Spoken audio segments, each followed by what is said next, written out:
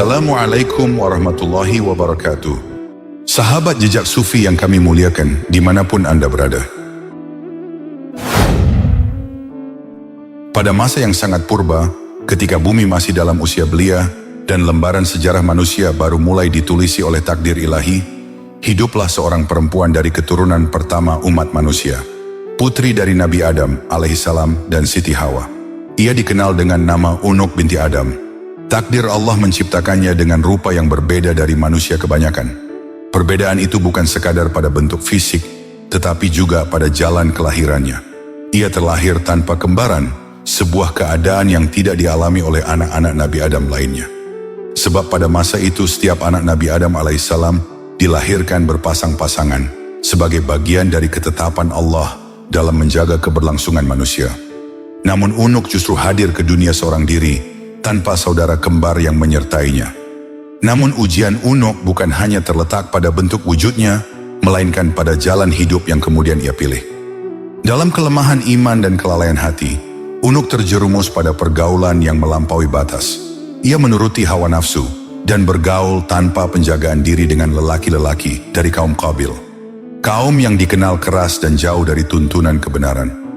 Hari-hari berlalu dalam kelalaian, hingga jejak dosa itu menumpuk dan tak lagi jelas siapa yang pernah singgah dalam kehidupannya. Hingga tibalah suatu masa ketika Unuk menyadari bahwa rahimnya mengandung janin bayi. Namun kehamilan itu hadir tanpa kepastian, tanpa seorang pun yang dapat menunjukkan siapa ayah dari janin yang tumbuh di dalamnya. Dalam kesunyian, penyesalan, dan kebingungan, ia memikul beban itu seorang diri. Beban yang lahir dari perbuatan yang melampaui batas.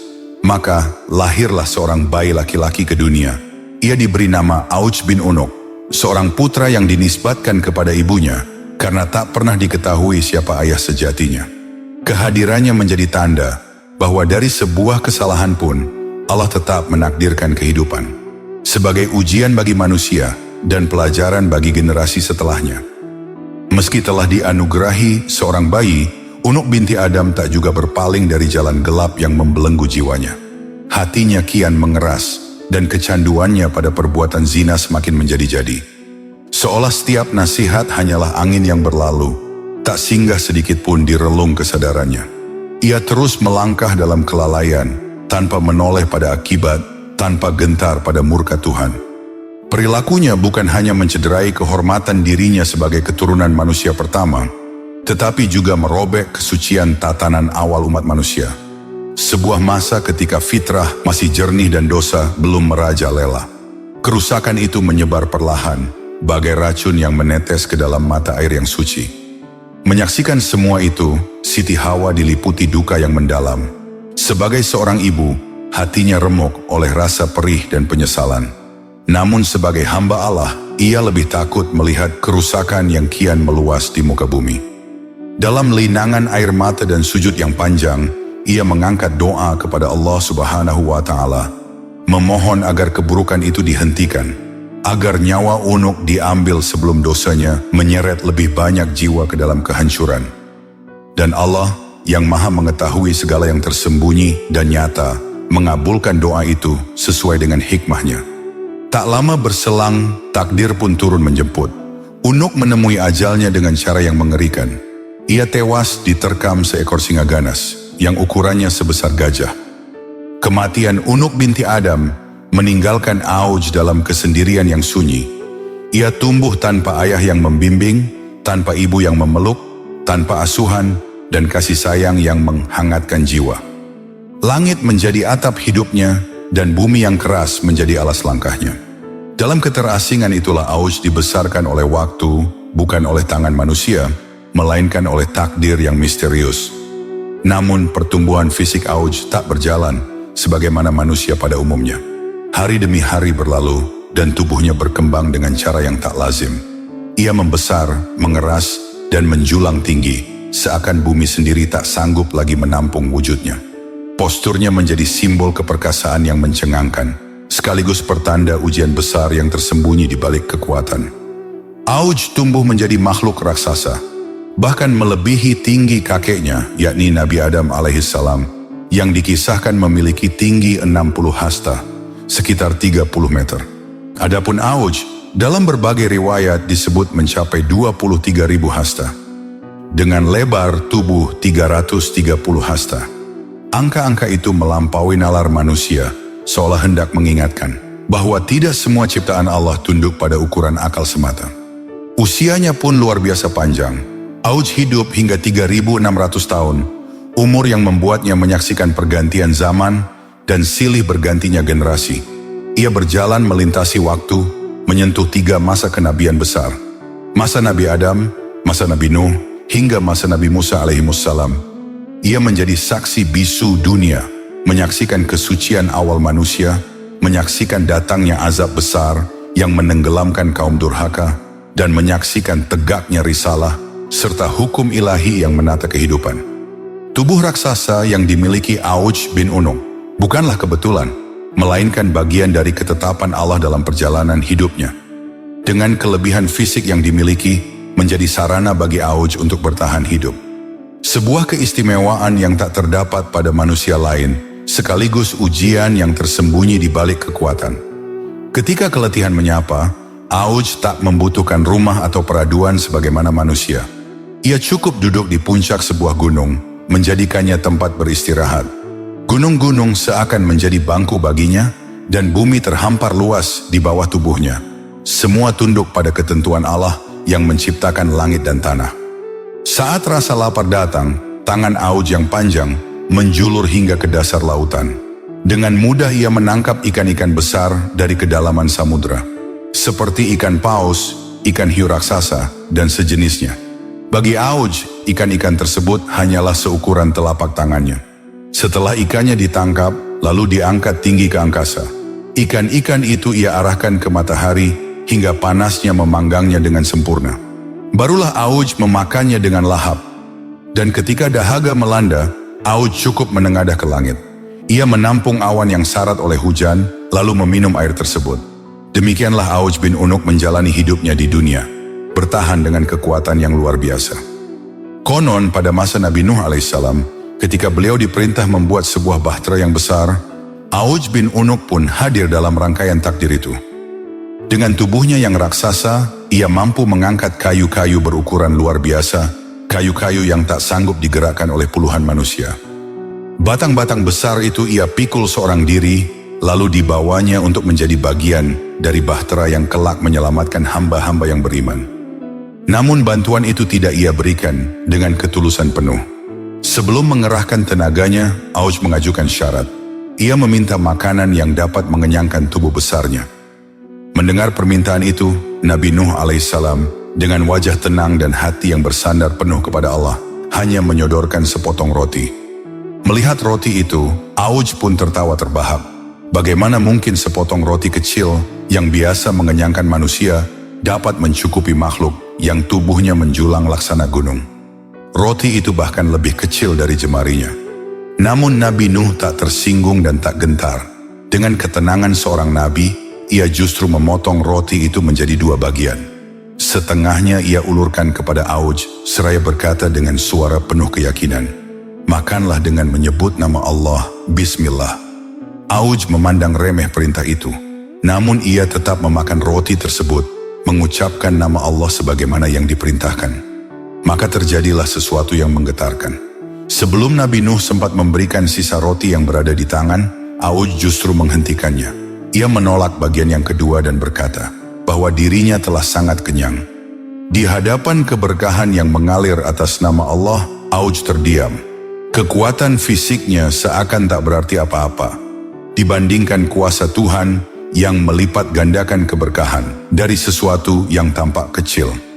Tanpa banyak kata, Auj pun berangkat, mengangkat kayu-kayu besar, dan melanjutkan pekerjaannya dalam pembangunan bahtera. Ketika Nabi Nuh alaihissalam telah menuntaskan pembuatan bahtera, maka satu persatu tanda azab pun mulai menyingkapkan dirinya. Langit yang dahulu menahan air, kini mencurahkannya tanpa henti.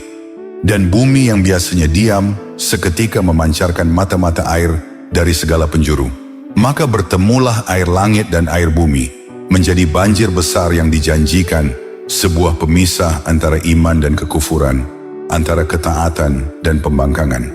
Kemudian Nabi Nuh mengajak keluarganya dan pengikutnya yang berjumlah amat sedikit untuk segera menaiki kapal. Beliau juga memasukkan makhluk-makhluk Allah dari kalangan binatang secara berpasang-pasangan sebagai penjagaan bagi kehidupan setelah azab berlalu. Adapun orang-orang kafir yang telah mengingkari dakwah dan menentang perintah Tuhan, mereka tidak diizinkan menaiki kapal besarnya. Pintu ampunan telah tertutup dan keputusan Allah pun tak dapat ditawar. Di saat genting itulah Auj bin Unuk datang mendekat. Dengan tubuhnya yang menjulang dan suara yang penuh tuntutan, ia meminta agar diizinkan masuk ke dalam kapal. Namun Nabi Nuh, seorang rasul yang berdiri di atas wahyu, menolaknya dengan tegas. Sebab Auj termasuk golongan yang durhaka dan dilaknat. Dan kapal bahtera tersebut tidak mungkin bisa menampung Auj dengan fisik yang begitu besar. Maka pintu bahtera pun ditutup. Kapal itu mulai berlayar di atas gelombang azab, dihantam ombak setinggi gunung, membawa keselamatan bagi yang beriman dan meninggalkan kebinasaan bagi yang ingkar. Auj tertinggal di luar, diselimuti amarah dan kekecewaan. Dan sungguh terjadilah sesuatu yang di luar dugaan manusia. Banjir besar yang menenggelamkan gunung-gunung dan menutupi hampir seluruh permukaan bumi, bagi Auj ternyata hanya mencapai sebatas lututnya. Air yang menjadi azab bagi umat manusia belum mampu menumbangkan raksasa Auj bin Unuk. Peristiwa ini menjadi ujian lain dalam kisah Auj, bahwa selamat dari azab bukan berarti diridhoi dan luput dari kebinasaan bukan tanda kemuliaan. Sebab azab Allah tidak selalu datang sekaligus, dan penangguhan seringkali justru menjadi bentuk istidraj, agar kesombongan kian menumpuk sebelum kehancuran yang sesungguhnya tiba. Begitulah Allah memperjalankan takdirnya. Maha bijaksana dalam menunda dan maha adil dalam membinasakan pada waktu yang telah ditentukan. Namun meski pernah menyaksikan tanda-tanda kebesaran Allah dan bahkan membantu seorang nabi, hati Auj bin Unuk tetap tertutup oleh kesombongan dan kerusakan.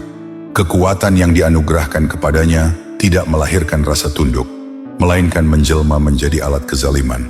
Jiwanya dikuasai oleh angkara, dan langkahnya di muka bumi kerap meninggalkan jejak kehancuran.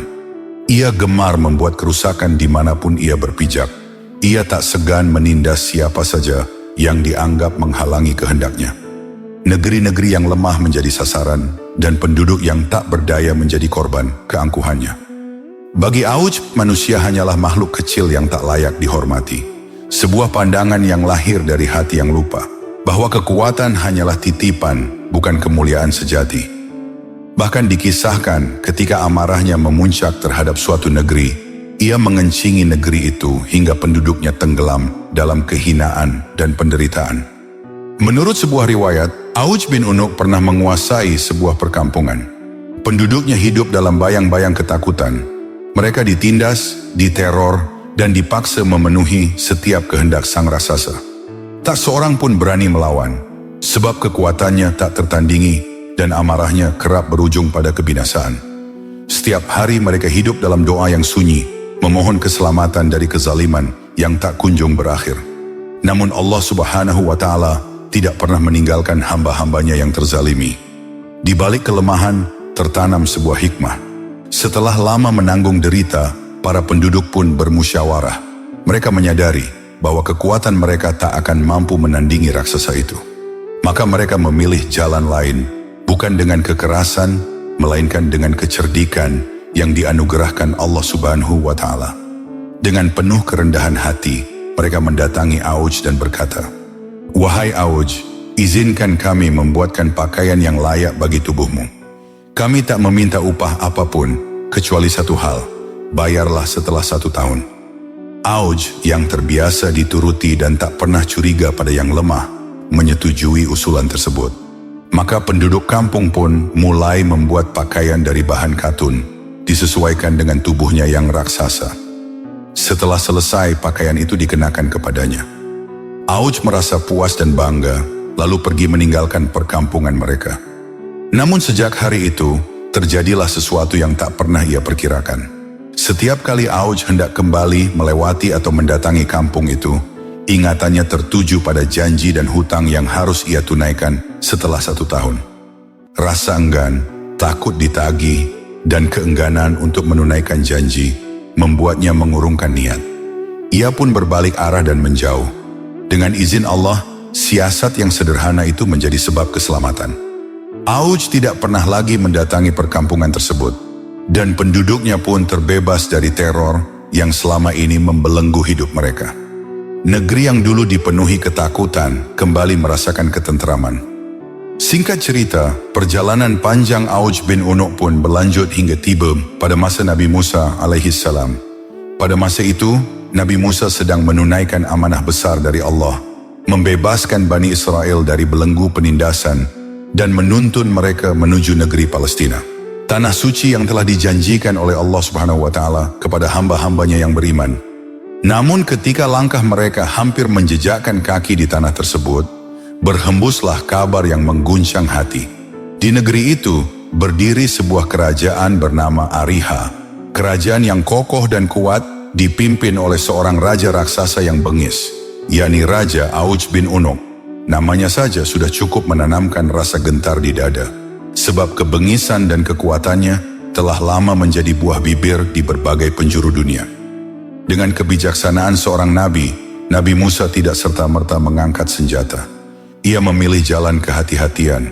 Beliau mengutus beberapa orang untuk menyelinap, menyusup ke dalam negeri Ariha, guna mengetahui keadaan, kekuatan, dan kesiapan musuh. Namun ketetapan Allah berkata lain. Para utusan itu malah tertangkap dan digiring menghadap sang raja raksasa. Di hadapan Auj bin Unuk, mereka diinterogasi. Siapa mereka dan berapa jumlah kaum yang berada di belakang mereka?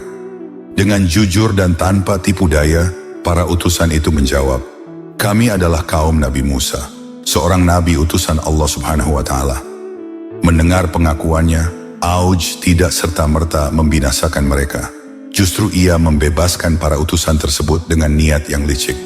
Ia ingin mereka kembali, membawa kisah tentang kebesaran tubuhnya, kokohnya kerajaannya, dan dahsyatnya kekuasaannya. Tujuannya adalah agar Nabi Musa dan kaumnya diliputi rasa takut, lalu mengurungkan niat memasuki negeri yang dijanjikan. Ketika para utusan itu kembali dan menyampaikan apa yang mereka lihat, banyak dari Bani Israel justru dilanda kegentaran. Hati mereka bergetar, iman mereka goyah, dan keberanian mereka runtuh. Mereka lebih memilih mundur daripada bertawakal. Bahkan dalam beberapa riwayat disebutkan, sebagian dari mereka telah mengkhianati amanah, membocorkan strategi dan rencana kaum Bani Israel kepada Auj bin Unuk. Akibat sikap pengecut, pembangkangan, dan pengkhianatan itu, Allah Subhanahu wa Ta'ala menurunkan hukumannya. Mereka dibuat linglung dan tersesat, berkeliling di padang pasir tanpa arah dan tujuan, selama 40 tahun lamanya.